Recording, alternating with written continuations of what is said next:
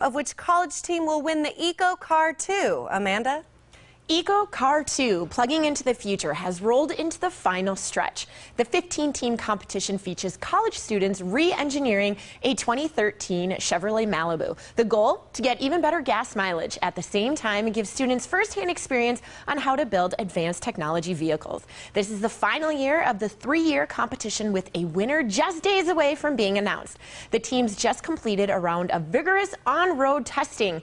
Joining us from Washington, D.C. is Pat Davis from the United States Department of Energy and Kate Kitto from University of Washington. Good morning, Pat. Good morning, Kate. Thanks so much for joining us. Good morning. Good morning. Thank you. So this has been a pretty intensive 3-year competition. Tell us about it. Well, Eco Car 2 is, as you say, a 3-year competition co-sponsored by the Department of Energy and General Motors, and we challenged 13 universities across North America. Each team gets a 2013 Chevy Malibu, and they're challenged to improve the fuel economy of that vehicle while simultaneously lowering the emissions and maintaining key consumer attributes such as performance, safety, drivability. It really is about training the next generation of engineers. So those students use a real-world design process to go through that engineering process, and it really prepares them to enter the workforce in almost any engineering capacity. Kate, let's talk about your experience as being part of one of the teams. What are some of the challenges that your team faced? There's a lot of challenges. It's a tough competition.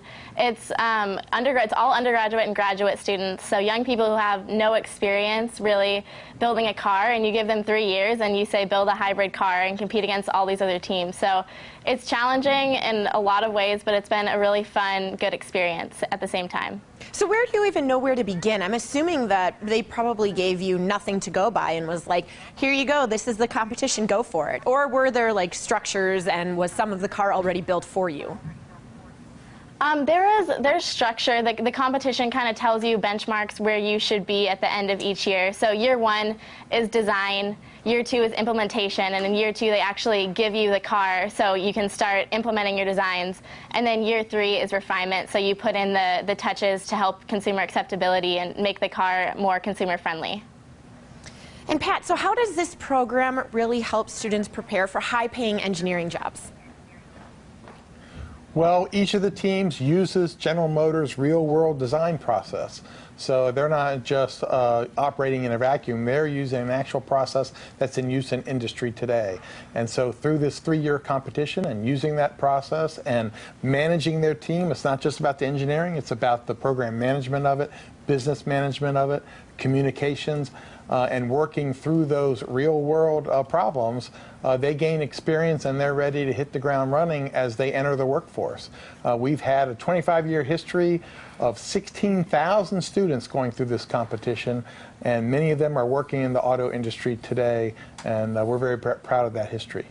And so, like with any competition, is there a prize at the end, or whatever, better gas mileage, is that implemented in all of the Chevy Malibus moving forward, or at the end of this, I guess, what happens?